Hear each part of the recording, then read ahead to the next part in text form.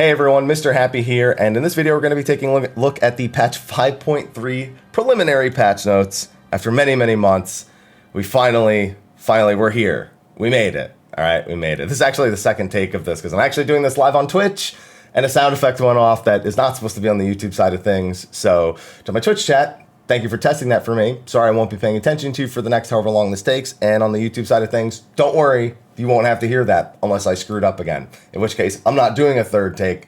So let's get started.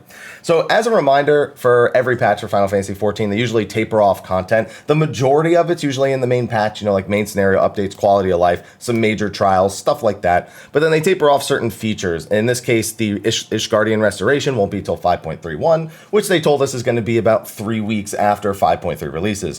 5.35, which will have the resistance weapons, the Sky Steel Tool updates, as well as the Southern Mahjong front, will be in 5.35. That's going to be about another 3 weeks, so about a month and a half after the patch actually comes out. Give or take a week. You can never say it's an exact science, but they're usually pretty consistent, and they've given us an idea of that's about how long it's going to take. Then for the patch notes, we have the trailer. As much as I'd love to watch it again, this is already going to be a long video, so we're not going to do that. Now we also have, the beginning is always the same things. They just tell you new main scenario quests, new this, new that, and just a brief explanation of where to find everything. So there's not really much to say here. The first quest is In the Name of Light. There's not much to really take from that. It's pretty generic. And just a reminder, you need to have 5.2 story in order to start the 5.3 main scenario quest. However, for once we actually have a bit of a reminder here. In 5.3, it's actually going to be required for you to have finished the Crystal Tower 24-man series, the level 50 one way back from Realmerborne, and you're going to need your Chocobo. If for some reason you didn't get your Chocobo at level 20, which is required in order to unlock the mount anyway, you'll have to have that done as well. So make sure that you do those before the patch actually comes out, or you'll have to do them after the patch comes out, and you'll be like, come on, come on, come on. And then this is just all question mark, question mark, question mark, question mark, because they don't want to spoil anything. Although sometimes they let some slip, but they didn't let any slip this time, at least not in the American ones.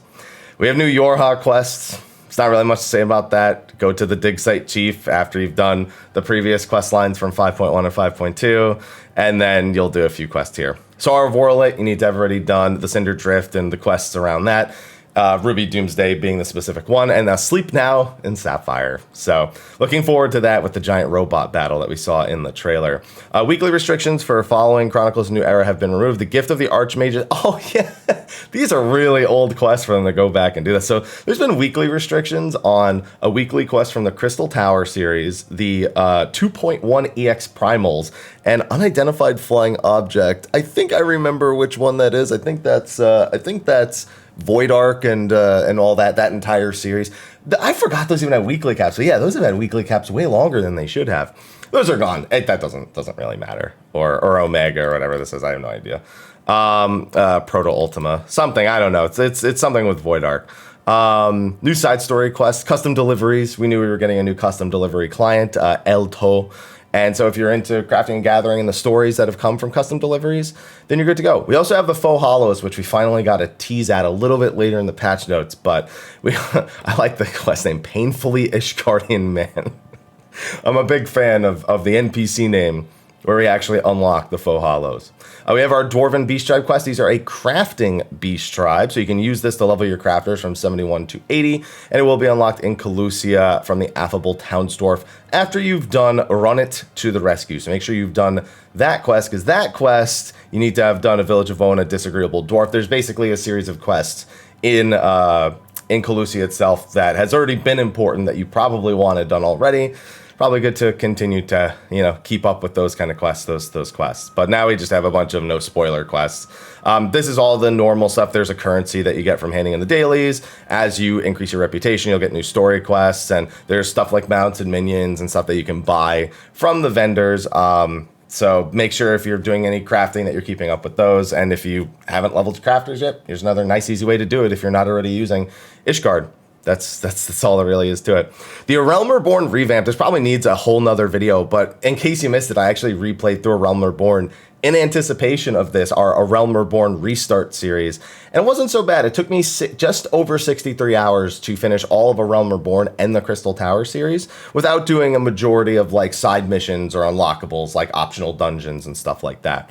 So we're going to be using that as our measure to see how this revamp works, because they've cut out some quests, they've revised quests so that they're shorter. They've even, from what I recall from an interview, moved some quests through to like being side quests instead of main quests. So, and they've also adjusted the quest rewards. You shouldn't need to do like side content. You shouldn't get level stuck anymore. It's basically the perfect time to start playing, especially because, and I'm sure it's going to say it somewhere in these patch notes, the free trial is going to be now up to level 60 and include Heavensward. So people are going to be able to experience a lot more, and getting through a Realm Reborn, definitely one of the more important things to be able to do quicker. They'll even have an alert if you're currently working through a Realm Reborn. Be sure to actually read your quest log, as you can see right here, where it'll tell you that it's been adjusted and it needs to be restarted. But just bear that in mind. Make sure you're actually reading some of these notifications that they're going to have.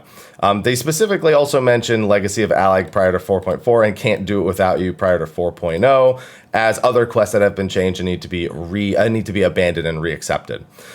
They also have requirements for main scenario progress. The Black Wolf's Ultimatum now require, in order to access Operation Archon, you need to have unlocked your Chocobo as well as finish this quest. A Time for Every Purpose not only needs these quests, but now also needs the Crystal Tower, and the First Flight of the Excelsior requires Hour of Departure and your Chocobo. They're just trying to really make sure that if you're new, you get your Chocobo and Crystal Tower quest series done. They don't want you going much further than that. Now, the big thing on top of that is you're now going to be able to fly in a Realm Reborn zones. The only areas of the game that haven't had flying now will. They've warned us that there's certain things that aren't really fully functional. There's a lot of places you can't land, for example, even if you can fly around and actually check out these things from various angles now. And on top of that, Soken has warned us that some of the sounds might not work in certain locations properly.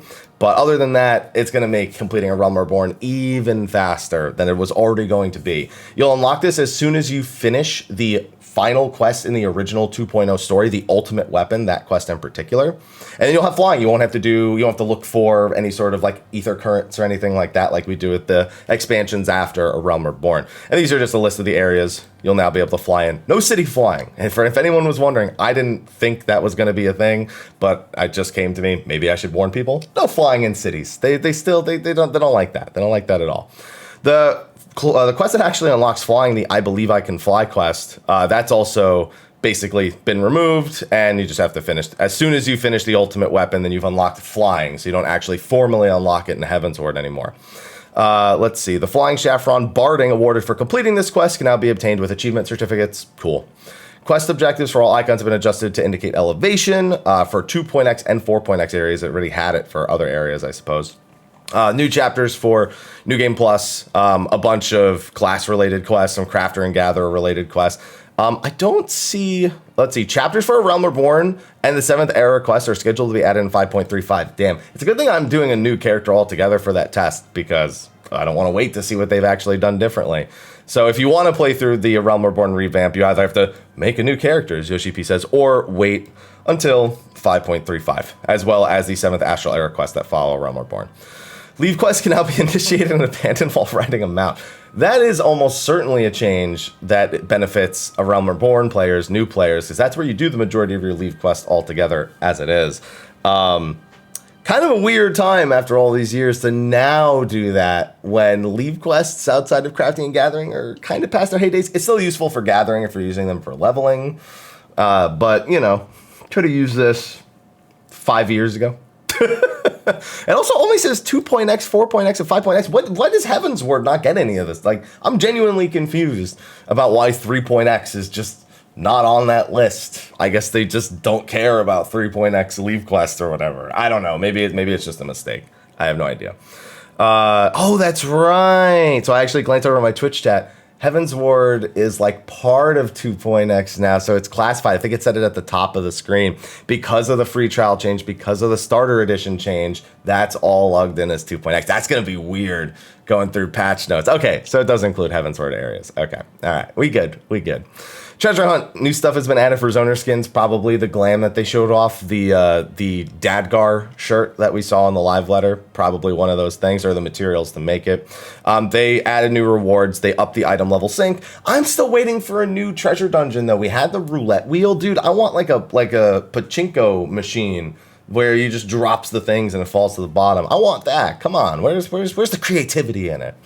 Also, new craftable items have been added to the company workshop, what looks like very Ishgardian style house. And then they increase submersible rank, new destinations. They do this every time. They add new items. Interesting that pudding flesh is suddenly part of this. There was a time when I made a lot of money off pudding flesh. So seeing it here for 200 seals, you know what? Fair.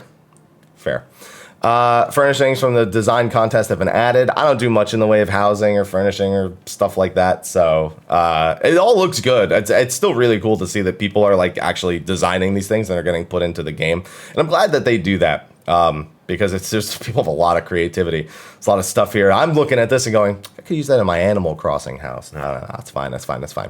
Other new furnishings have been added. That's definitely the gate from the Yorha raid. We got a nice long bench here as well.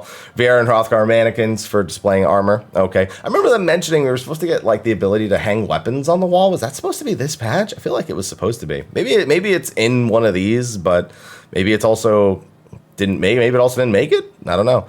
New orchestration rolls have been added, new aquarium fish have been added, new seed for the flower pots, cosmos seeds, a new seed for gardening and flower pots have been added. I don't mess with this stuff. I know people who are hardcore gardeners that make a decent chunk of gil. I'm not one of them, so I don't have much input on that.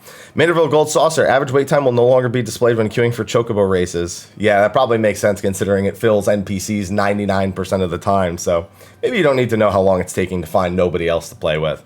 The following edition has been made to Triple Triad. New cards, new NPC opponents. They do this pretty much every patch. Even some adjustments to Mahjong. I know nothing about Mahjong. An explanation of the POW penalty will now be displayed when triggered. The position of the cursor when selecting tiles in the gamepad has been adjusted. So, okay, just some minor quality of life stuff. The Faux Hollows. We finally get to figure out what the Faux Hollows is, and I've glanced ahead and already seen this. So the Faux Hollows is tied with the new Unreal trials, and I use new in the lightest of terms to be clear. But let's go in order here. Fantastic Mr. Fox. I'm going to say Fox because I like to say faux because it sounds cool. I'm saying Fox. You know, it seems like that's what they want. So you need to Keeping Up with the Aaliyah pose and finish 5.0's main scenario quest. Unreal trials are literally old trials, like really old, years and years ago, brought up to max level and scaled to the current patch. Once the current patch is passed, it's no longer scaled to that patch. They remove it and filter in something else that's scaled to that current patch. So the challenge for 5.3 is going to be Shiva Extreme, the old 2.4 Shiva Extreme, but scaled up to level 80 with entirely similar mechanics scaled up to level. And that's going to be your vessel with which to play the Faux Hollow minigame. And like they said, different ones will be available in every major patch. So it's Battleship. I'm kind of glad with this. So the way that it's explained, and kind of this image gives you all the information you need to know without even scrolling down, is there's basically images that are hidden under tiles in the Fox Hollow's, board here. And by unveiling an entire image, you unlock the reward on the right.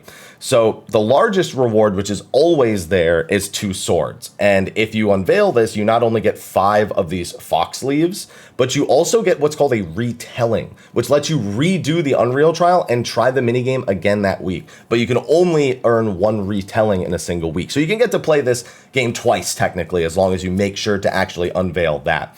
Then there's some smaller ones. The medium ones take up 4, and if you find those, they give just a bunch of leaves. And then rarely one of these spaces has a fox face, and that is worth the most amount of leaves. My strategy is going to be simple. On your first unlock for the week, get 5 of the 6 swords. Just look around, see what you can find. As soon as you find the swords, get those so you can earn a retelling. And on the second one, I will try to avoid the swords altogether and at least get the 4 box and maybe look for that small one. If you're lucky, you get the swords by the time you're at 5, maybe. The odds of that are not very high, though. I wouldn't bank on that. And you can use the extra ones before you fill in the 6th one for the retelling to try and find the fox so you can get the most amount of leaves. But what this also means is that the reward structure is not entirely random. You will earn at least some leaves towards the rewards that you want to be purchasing without the need to get the rarest possible thing. That'll just speed up the process at which you can actually earn rewards from the Fox Hollows altogether. So once you've done that, you can use that to buy rewards. Here, there's a little Ketchi neckerchief. There's also, we saw a mount that kind of looks like a light version of the Nightmare mount. So we don't know what other rewards are in there, but at the very least, that's what my plan is for Unreal Trials with the retellings and the actual grid. They also made some adjustments to Wondrous Tales. You now earn experience points for completing Wondrous Tales. Wondrous Tales is a largely random minigame. You basically are trying to get as many lines filled in with stickers as possible, but the sticker placement's completely random. And with first-time bonuses that you earn from dungeons, you can actually do things like change which trials actually completed, so you can reset a trial so you can do it again, or you can like shuffle where the stickers actually are. But now you just get EXP on top of whatever it was, except limited jobs. Sorry, Blue Mage. So I guess you can use it to level. At the very least, if you're doing it on your max level job, you can then swap to another job and at least get some EXP from it. So that's a nice little addition that hadn't even crossed my mind. They changed the prizes. They always adjust this whenever they want to do new rewards for that, for the different levels of certificates based on how many lines you actually get. And players who have not reached level 80 may only choose from 2 rewards rather than 3, which is kind of weird, but I guess because they're giving you EXP, they want to clip that down a little bit so you don't get the EXP and all the rewards. So if you get like 3 lines, you have to choose between getting the 3-line reward or turning it in for the EXP to actually level up. That seems to, I don't know. That seems to be, at least in my brain, what they're probably thinking when they make that change. Challenge logs have been changed. Entry successfully desynth 5 items and successfully affix 5. Oh, I guess, yeah, you know what? That makes sense. Successfully affix 5 materia is kind of a weird one. And successfully desynthesize 5 items encourages people to try to desynth and is a lot more accessible. But man, I was like, oh, another one, sweet, more EXP. And then they took away the other one. Sad face, sad face. New emotes. I can hear the music in my head. As soon as I see that, as soon as I see this emote, I'm like, I can already see it in my head. That's got to be Fox Hollows or Chloe or something like that. That's most likely where this emote's going to come from. Unless the dwarves are doing this and it's from the dwarf. I wouldn't, you know what? That wouldn't surprise me. We've already got our rally ho, so you know, wouldn't surprise me. Descriptions of certain actions and statuses have been adjusted, so they don't do job changes in the preliminary patch note, so we won't see anything like that here. This is massive. The period of invulnerability after being revived will now be indicated by the transcendent status effect. One of the worst things this game has done is teach people about resurrection invulnerability, and quite frankly, this is still not enough. When you are resurrected in combat, somebody reses you, you get up and you start moving around, you are invincible from a majority of attacks for a short period of time. You can move, but if you take an action, whether it be a heal or a weapon skill, it doesn't matter what it is. As soon as you use any action, you lose that invincibility. It's not told to you pretty much anywhere. This is something only the players have known and basically discussed with other players. This will at least give it a visual representation, but it still doesn't educate the player that it exists. It'll basically be up to a player to go, hey, what is that buff that keeps popping up every time I res? It disappears so quick I don't notice. At least it sparks the conversation to educate people, but they should still explain it like explicitly somewhere. But let's be honest, nobody reads, so I don't even know why I'm bothering to put this much energy into this conversation. Let's move on. Players can now change the name of active sets in the Blue Magic spellbook. All right. I'm pretty bad at making sets. I always just manually change it every time. A new Dungeon Heroes Gauntlet. That's part of the main scenario. Add in level 460 to enter for players. Yeah, the average dungeon stuff. And of course, it'll have a mystery requirement from the main scenario. Experience point bonus will now be granted for completing a dungeon for the first time. Will not be granted to, but this isn't for level 50, 60, 70, or obviously 80. Basically, this is just for any dungeon that's in your leveling roulette.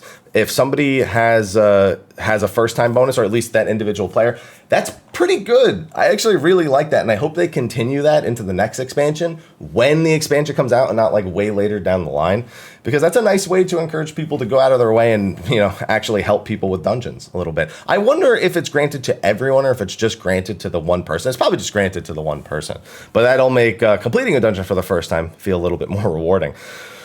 Oh, the ultimate noob killer has been slain himself. Coin counter in Orvale now has action indicators. This has been one of the biggest noob traps. Cyclops enemies in general are one of the biggest noob traps in all of Final Fantasy XIV. Because at this point up in the game, there's only one place you may not have seen AoE indicators, and it's on the Cyclops out in Korthus. But now there will be AoE indicators. I still wonder if they've ever considered like a better way of explaining to people like these mechanics have that they work this way in any sense. You know, it's going to be a real weird thing for a lot of people, seeing the AoE indicators for Eye, whatever it's called, like Eye of the Storm or Eye of the Cyclops, whatever. Because that is if you have to move into his hitbox or be like in a 90-degree cone or something behind him on one side. It's one of the weirdest AoEs in the game. So that's definitely to help the new players coming in from the Realmerborne Revamp news and the free trial and whatnot. So it just makes me laugh. It's been so many years. We've never had AoE indicators on that guy. So it cracks me up to see that they actually did that at this point. Let's see. The following changes have been made. The contents of treasure coffers have been adjusted to ensure players receive gear of suitable strength. Furthermore, players will always receive a weapon or piece of armor. They're finally doing this for the Realmerborne dungeons, the last dungeons that needed this exact change. People getting gear every run. Finally. It's so needed. There's so many players that just they're in like level 20 gear and they're in the level 40 dungeon. They're like, I don't know where to get any gear. It's like, thank the Lord. Oh my God, thank you. Finally. Oh, also the treasure coffers having gear and not just having like one potion is probably a better thing too, and along the same veins of just for new players that just don't find gear doesn't drop for whatever the reason. This is going to relieve a lot of major headaches for people who are doing low level content, including these new players themselves, who are probably just playing through and just like, oh, when I get stuff, I guess I'll wear stuff, and then they don't get anything, and it's just yeah.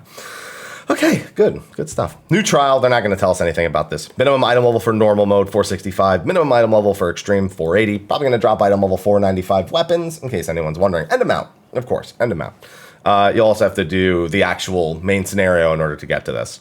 Akafai, Amphitheater, Unreal, this is what we were talking about earlier. It's Shiva Extreme, but it's Unreal. She's level 80, scaled up. There shouldn't be much difference. All the old Shiva guides that were released years and years and years ago, probably still as useful as they were then. So if you need to brush up on your Shiva Extreme, go watch any of those, whether it's myself, Miz, whoever. There's tons of Shiva Extreme guides out there. Be sure to go and give those a look before you hop into the Party Finder on this one. Then that's just the Painfully Scardian Man again. They're buffing the Hades drop rate, the Hades Extreme drop rate on the mount, and also making it so you can exchange totems. That's good.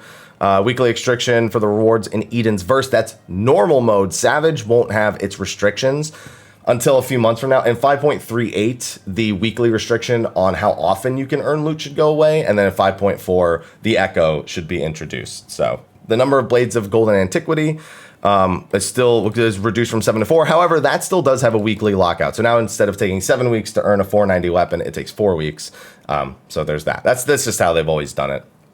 Puppets Bunker has been added. That's the new Yorha raid.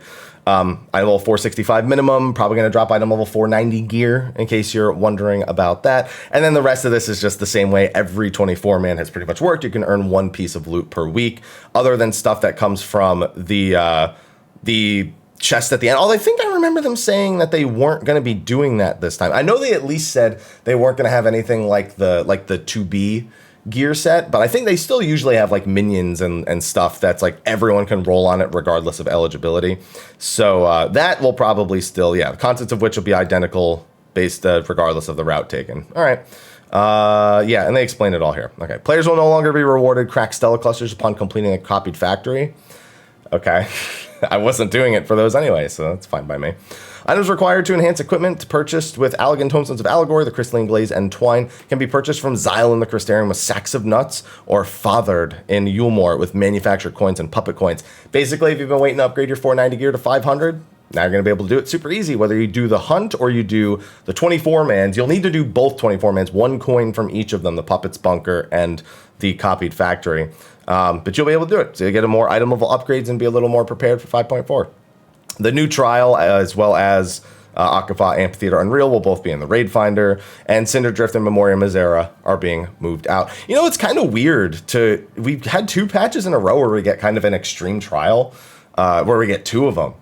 It's kind of weird. I didn't even really think about it, since Memoria Misera came out. It's kind of like the norm now, because we'll get, at the very least, we're getting the new trial and the new extreme, plus we'll get an Unreal. But they've made mention of maybe doing 2 Unreals in a patch cycle as well, and you never know if they'll do another Memoria Misera type thing. So it's kind of nice to have a couple. I don't really do too much extreme trials, but I kind of like that they're putting a little more effort into getting a few more of those in people's faces. The Echo will now be available in Cinderdrift Extreme, and Memoria Misera, although you'll have to die after being in battle for 3 minutes, so maybe don't try to get the Echo. Maybe just try to win on the first pull. The duties listed in the Duty Roulette Expert have changed. It's now Anamnesis and Heroes Gauntlet, and Grand Cosmos was moved to the previous roulette, to the max level roulette. And what's it called? The Expert now requires item level 460 to register. Duty Roulette level 80 has Grand Cosmos and has been raised to item level 430. Oh, somebody brought up, what's the minimum item level for this? 430.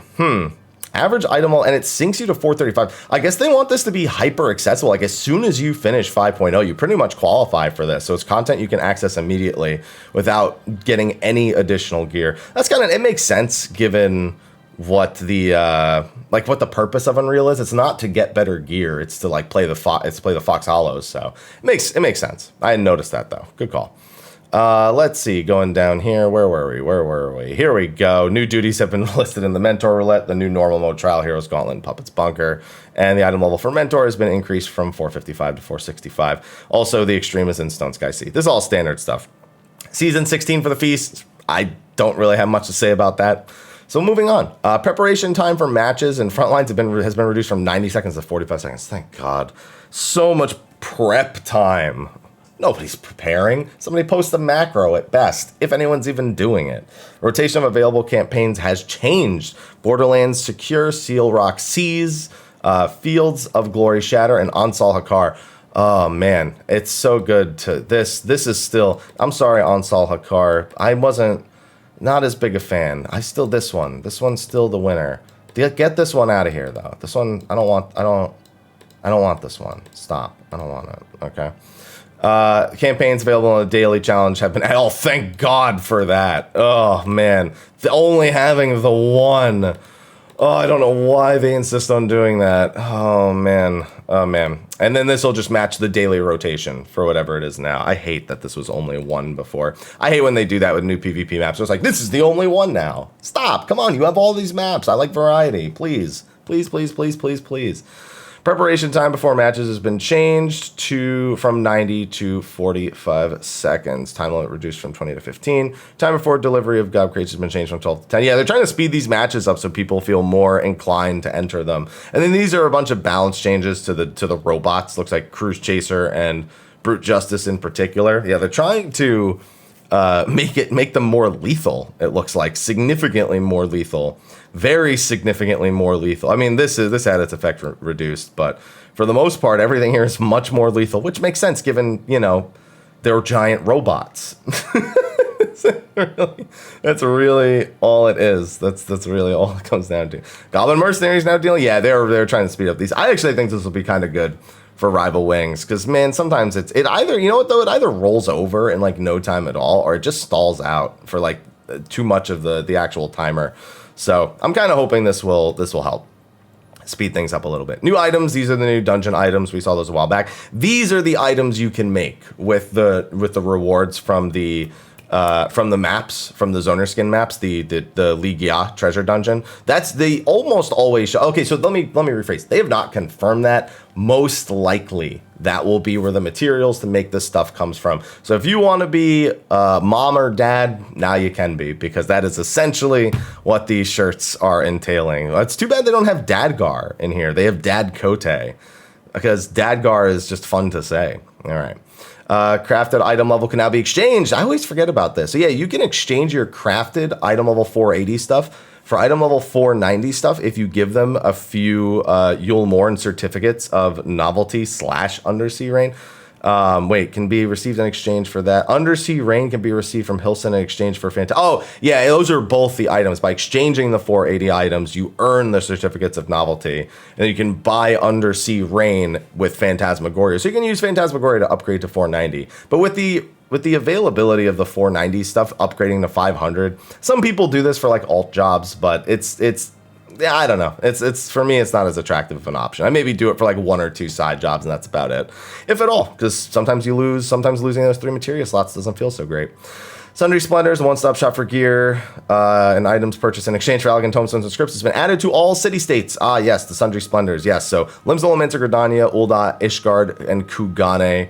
As well as and then here's where all the individual vendors actually are. So in all your favorite city-states, you will be able to do your Tomestone exchange and script exchanges, regardless of where you are. You won't have to teleport to the same place every single time. Now, I'm wondering, it says Elegant Tomestones and Scripts. I'm assuming that's all tiers of Elegant Tomestones and Scripts and not just the old ones, because these are only in old locations, but they say that it's Elegant Tomestones and Scripts. I'm going to assume it's all of them.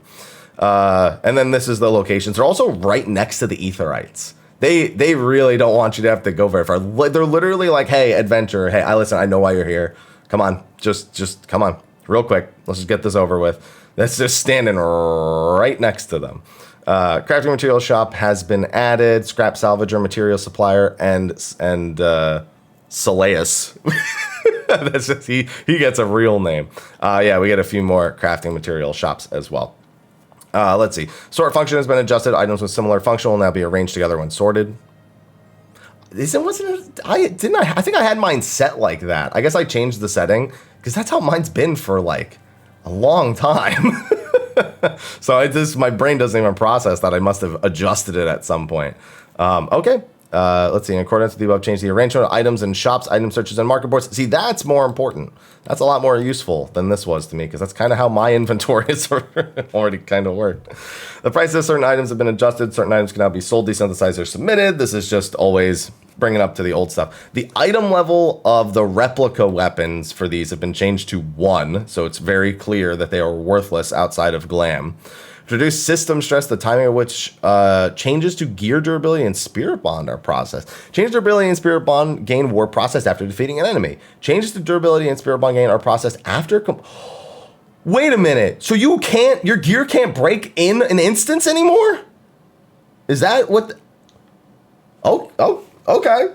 That saves me a lot of headaches, if I'm understanding that correctly. I mean, I have all my crafters level. I can repair in an instance. But... now, no more doing 3 pulls, realizing somebody forgot to repair, has 20k HP, gets killed by one AoE and goes, sorry guys, we gotta step out. With the exception of Treasure Dungeons and Fate, gear will not lose durability, nor will it gain Spirit Bond when a duty is failed. Wait.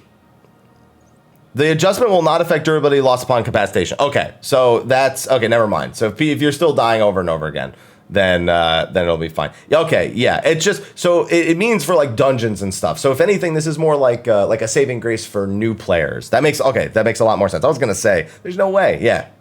Okay. So you ever been in a situation where you enter Stone Vigil and like 3 pulls in, the tank's like, oh shit, everything broke, but you're in the middle of a leveling roulette and he doesn't want to leave because he's gonna get a 30-minute penalty. That won't happen as long as he doesn't die. Because if he dies, then his gear durability is going to keep going down. But like just from defeating the enemies and progressing through the dungeon. All right. But don't die. You're still going to all your gear's still going to break. And please keep your stuff repaired before going into the dungeon. Please do it. The aforementioned changes to durability and spirit bond gain will apply to the following duties: instant dungeons, raids, alliance raids, trials, fates, mass carnival, Baldessian arsenal. Surprised to see that on there. And treasure dungeons. Enemies defeated in the open world will no longer affect spirit gain. Oh man, but I want to go. I miss the days of going to Odin's like little stone thing and Earth's fount and Earth's gift and killing water elementals for my grade 4 materia. I don't actually miss that. All right. Materials in your inventory can now be used to search for crafting. Yes, reverse searching. This is awesome. I'm glad they've done so much crafting and gathering quality of life. But yeah, you can now reverse search based on materials in your inventory to see what they can be used to actually what items can be crafted using that item. Trial Synthesis lets you practice crafting an item without using any material. So you can try to learn if you are even capable before you start wasting money or resources. Another really solid option for people, especially people who just want to practice crafting in general, but don't want to like pour money into it, for example. Collectible Synthesis has been removed, and with the removal, the 51 to 80 recipe used for Collectible Synthesis can no longer be used to create collectible items. Okay, I don't know much about crafting, so I don't really, know what that changes much. New trait has been added to the Disciple of Hands. Practice makes perfect, and then it lets you do trial synthesis. Okay. Following adjustments, additions have been made to the crafting window, and using a gamepad, players can press triangle to immediately open the efficiency calculations window. Nice and easy. Display of special recipes in the crafting log have been adjusted to improve visibility. Also good. Players can now specify the number of items to be crafted in the raw materials list. Yeah, this lets you get an accurate count of how much you'll actually need to do the crafts you actually want to do, so you can get properly prepared to then actually perform all those crafts. All good information. People have been using third-party apps for stuff like this for ages. The more of that's in the game, the better the game is, and I will stand by that. Players can now speak to Eltold. He's the new custom delivery client. We mentioned this earlier. Up to 12 can be completed in any given week. There's a ton of clients now, so if you haven't done them, most of them have a pretty interesting backstory, or at least they'll give you a chuckle or two. And then you can glam. You're not gonna be able to glam him up, unless you can glam up his assistant. I guess that would make the most sense right here. After it's yeah, I was gonna say glamours cannot be cast on El To. So, but what about this person? We can. I mean, I'm not gonna lie. The way they're dressed are already pretty fabulous. So, I think we can leave. I think we can leave that right there. Following adjustments have been made to Rowena's House of Splendors.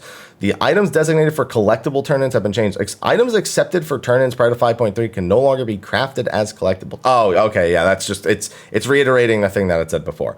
No longer change on a daily rotation either. Okay. Ornament recipes for alchemists have been moved to their own category. All right. Auto sneak trait for Disciple of Land has been adjusted.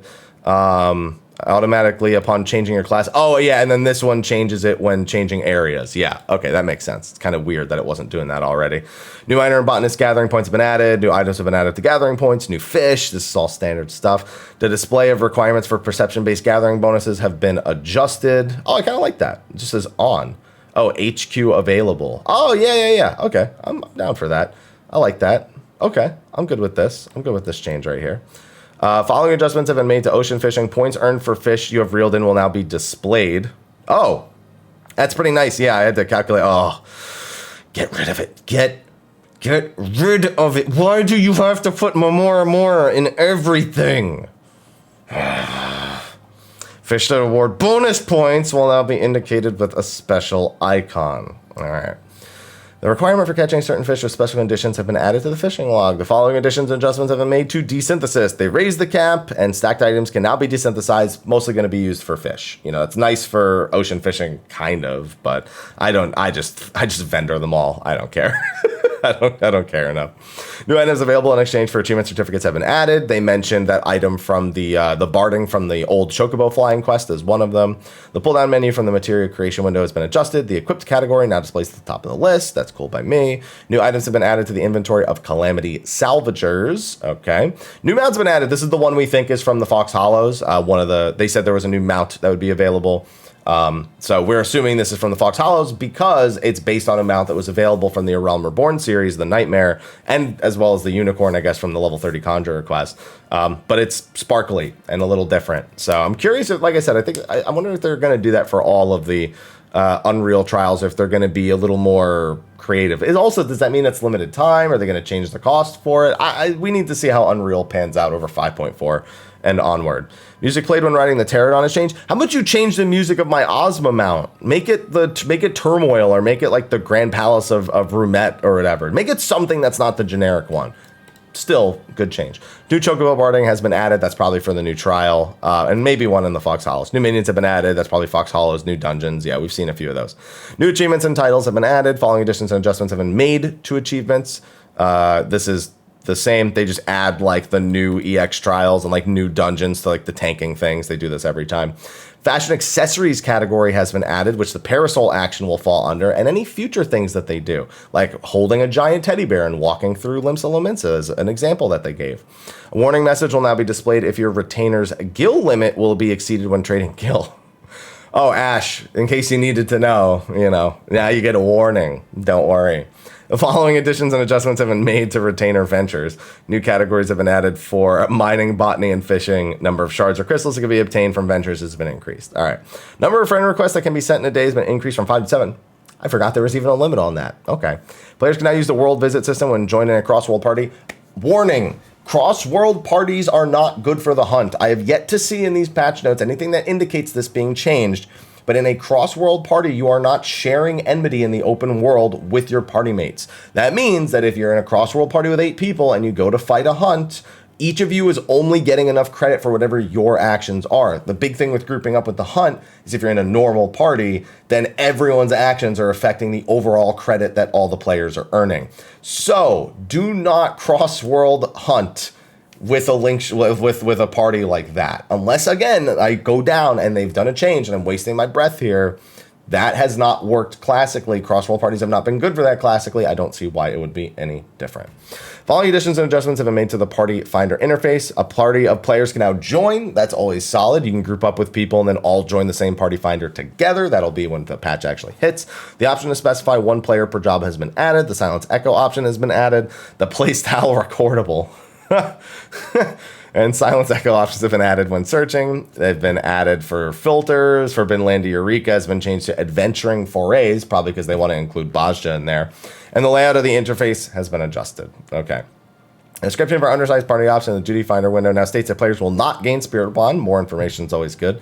Weight option has been added to the Vote Abandon window. Makes sense. So maybe you don't want to say yes or no right away, but you want that damn window off the screen.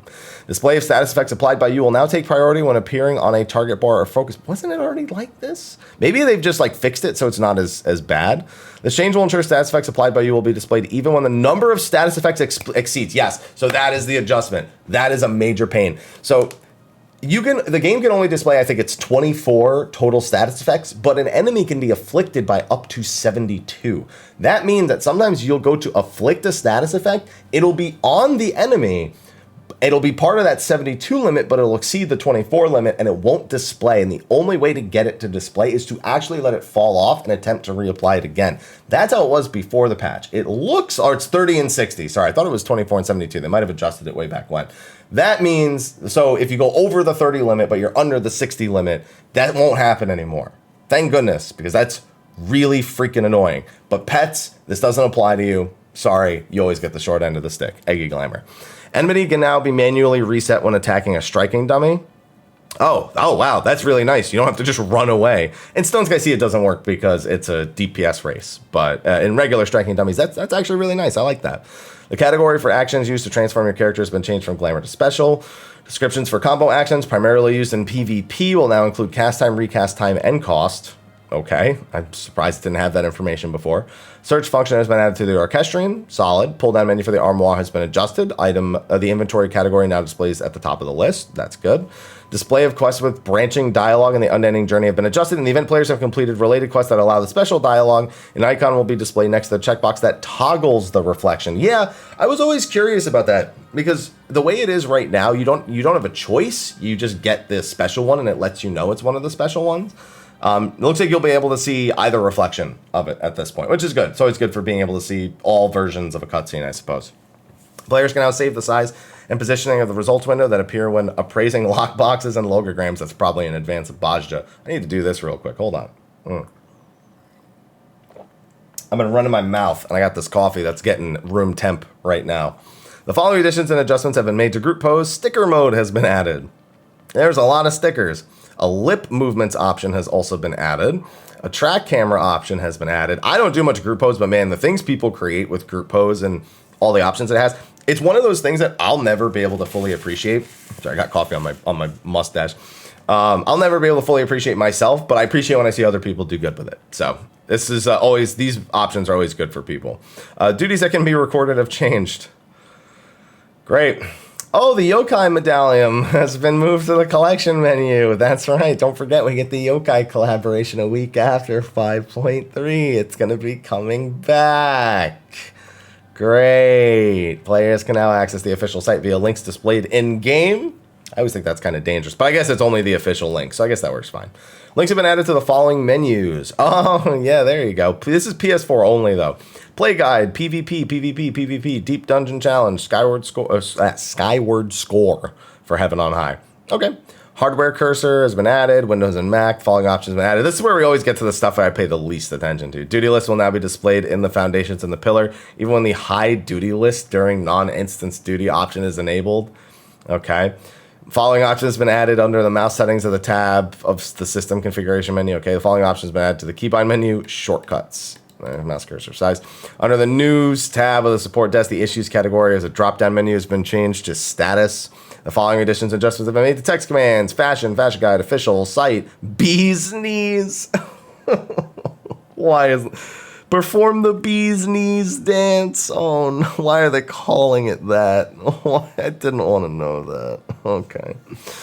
And then the lollipop. Oh, so that's almost so the what's it called? Not river dance. Actually, I think it is river dance.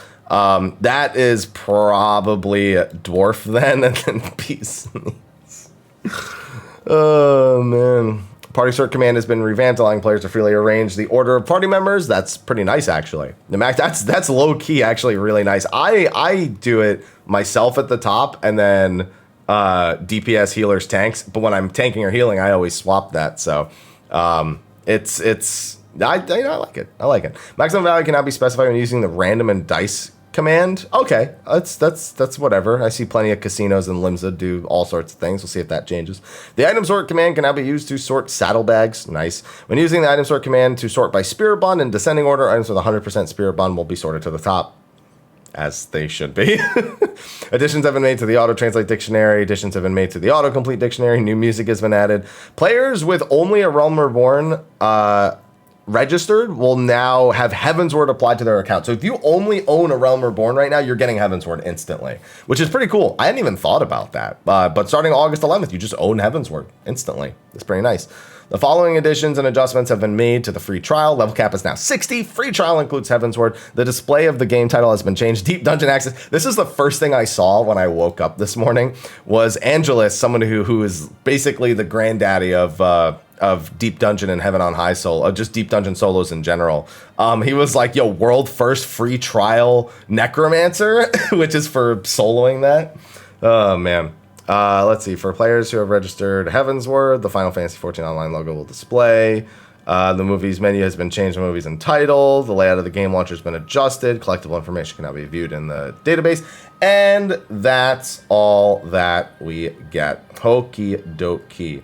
Overall, pretty standard patch notes for an odd numbered patch. Again, the thing that I'm really looking forward to, I don't know why I always, there's literally a go back to top button, and I do this every time, is this. This is the big thing I'm waiting for personally. I'm going to do my Unreal trials. I'll probably still do Party Finder stuff. And I might even still do some BA while waiting for this, but I'll mostly clear through a lot of this stuff in the first day, make some content for it, do my Realm Reborn replay, and then I've actually got a bunch of stuff at the end of August. But this which is probably going to be late September, is definitely the thing that I personally am looking forward to most in patch 5.35, and I don't even have any jobs to level with it. I just really want to do Bajda because I've been really enjoying replaying through Eureka, and even if we won't have a BA equivalent, there's some stuff in there that looks like I'm going to want, especially gear that actually makes you stronger inside of the southern Bajdan front and probably the other Bajdan areas as well. But that's going to be a wrap for my overview / patch note reading of the preliminary patch notes. I'm going to get this posted to YouTube and go on with my regularly scheduled Twitch stream as per usual. Anyway, thanks for sticking it out with me, Twitch chat. I will get to all the alerts that I had now that I'm done, and YouTube, thank you for putting up with me in general. All right.